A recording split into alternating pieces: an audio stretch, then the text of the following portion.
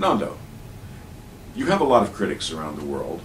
Anybody that's gotten the degree of recognition that you have certainly does attract critics.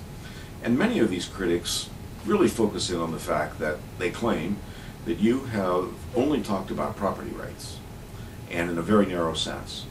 Now myself, I feel that, for example, on page 260 of your book, The Mystery of Capital, not that I've memorized it or anything, you have a whole long list of reforms that talk about how property rights have to be embedded in the legal system, about how you have to focus on the legal traditions and the property rights traditions, the way customary law is carried out in the villages of Egypt and any number of other countries. But how do you answer these folks? And in my view, I don't know if you agree, you really are focused much more on the overall question of governance than you are simply on legal titles.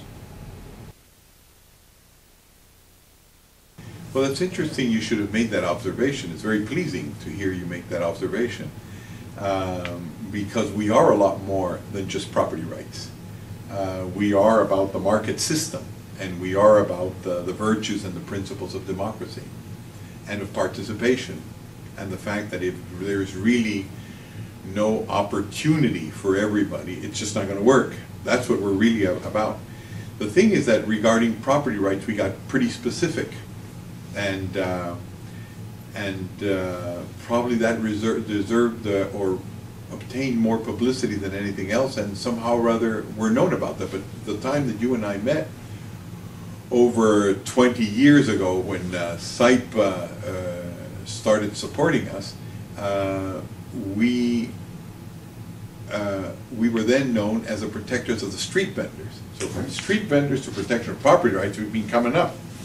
Hopefully, in about 5 years or 6, we will be known as something more. The countries that contract us, that is to say, the governments that pay for our services to help us do reforms, do buy them, if you want to, for looking at property rights, for looking at the size of the extra-legal sector, for looking at why the rule of law doesn't work, how businesses that combine assets and combine resources should be put into place. They do it for all of that. But I must admit that many times when they call us in initially, they start talking about property rights, and only with time they realize that there's more than that in our coffer. Hernando, thank you very much for joining us today and helping us launch this new series of economic reform feature service videos. You've talked a lot today about the quality of growth, not just the quantity of growth. I think that might be a good summary for what we've talked about. We have to worry about not just getting those big headline growth numbers of GDP, but we have to worry about how people participate in the process of growth, and the fact that it has to be inclusive. We have to have high quality growth, and we have to have democracy that delivers. Well, absolutely, because to give anything stability, if you want to give anything sustainability over time, everybody's got to get a part of the cake. Otherwise, they're not going to do it on the basis of even just hope.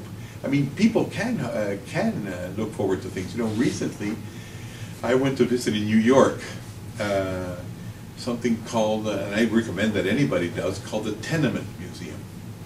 It's something I hadn't heard of before, but it's a museum that is basically the old sort of shanty towns of New York, where migrants used to live about 120 years ago, extremely poor. And I remember seeing one, I think it was, I'm trying to think of the name of the people who owned it, the Levines, who lived in a tiny two-room apartment where they had their 2 kids or 3 kids and 3 employees.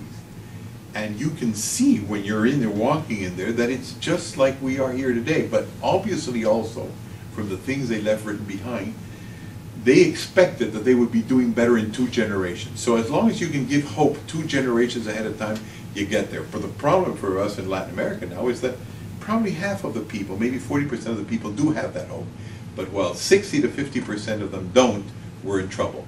So hopefully we'll get there soon. Thanks so much for this interview. Thank you again.